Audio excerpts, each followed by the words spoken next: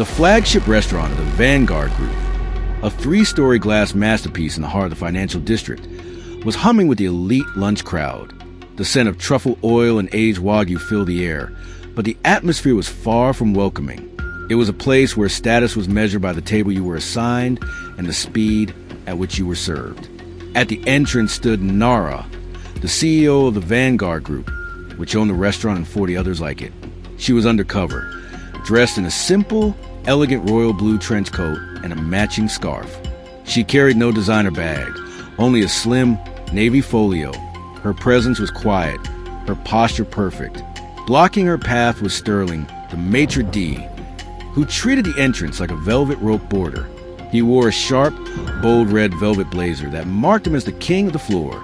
He was busy bowing to a group of local influencers, ignoring Nara completely. "Excuse me," Nara said softly, her voice steady.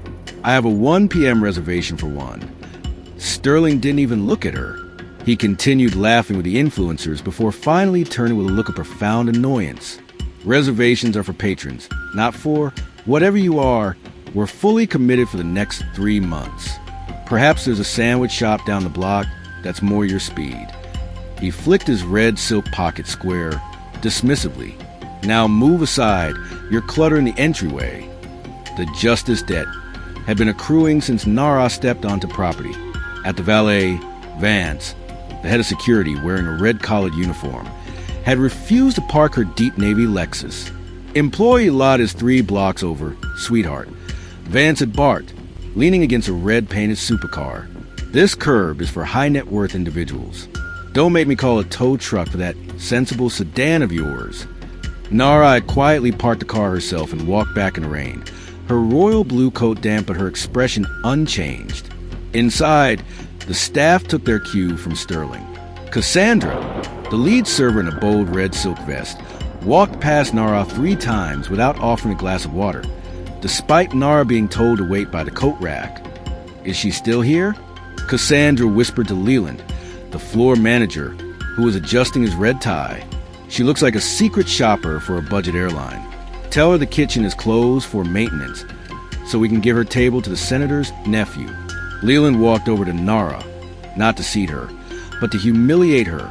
He intentionally bumped into her, causing his glass of red aperitif to splash onto her royal blue sleeve. "Oh, my apologies," Leland said with a smirk that didn't reach his eyes. "But honestly, that coat was a bit drab anyway. We have a policy here. If you don't fit the Vanguard aesthetic, we can't have you in the dining room. It's about protecting the brand. Security will see you out." Nara looked at the red stain on her blue sleeve, then at the clock. 1:15 p.m. The justice debt was now due in full. "The Vanguard aesthetic?" Nara asked, her voice turning into a cold, oceanic deep navy. "I didn't realize the brand was built on arrogance and spilled wine." "The brand is built on exclusivity," Sterling snapped, snapping his fingers for Vance to approach. "And you're excluded. Get her out of here." Vance stepped forward to grab Nara's arm, his red-collared uniform puffing out as he reached for her. But Nara didn't move. She reached into her damp royal blue trench coat and pulled out a matte black master keycard embossed with a gold Vanguard crest. She swiped it against the hidden panel behind the maitre d' station. Every digital tablet in the restaurant, the ones used for reservations, orders, and payments, suddenly emitted a sharp, synchronized chime and turned a deep, glowing royal blue. "The Vanguard aesthetic isn't about the guests, Sterling," Nara said, her voice cutting through the noise of the dining room. "It's about the standard of service. And your standard is a liability." Leland froze, the smirk sliding off his face as he saw the name Nara Vanguard, founder and CEO, flash in bold white letters across his floor manager's tablet. "Ms. Vanguard?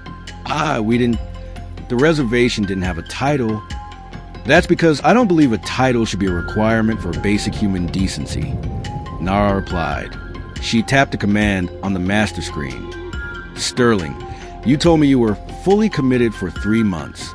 That was a lie. I'm looking at the live floor plan.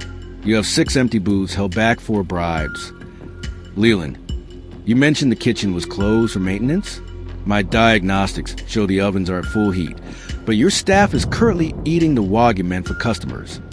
The power shift turned into a total system shutdown. Nara pressed the final button on the console. The heavy, automated oak doors at the entrance hissed shut and locked. The music stopped. The ambient lighting shifted from a warm red glow to a clinical, bright royal blue. Ladies and gentlemen, Nara announced to the stunned diners, I apologize for the interruption. Your meals today are on the house. Please finish at your leisure, but do not attempt to order anything further. The Vanguard Group is officially suspending operations at this location. She turned to the staff. Cassandra, who had been hiding in the service station, tried to take off her red silk vest, but Nara's eyes were already on her. Cassandra, Leland, Vance, and Sterling, Nara said, her voice echoing. You are all terminated for gross misconduct, effective immediately. Vance, you're relieved of your security duties. The external firm I brought with me will handle the exit. The doors opened again, and a team of 12 professionals in deep navy suits marched in. They didn't say a word. They simply stood behind each member of the power circle.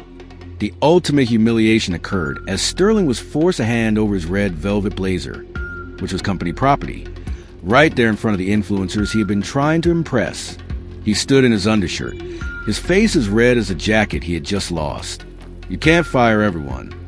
Sterling stammered, his voice cracking. Who will run the flagship?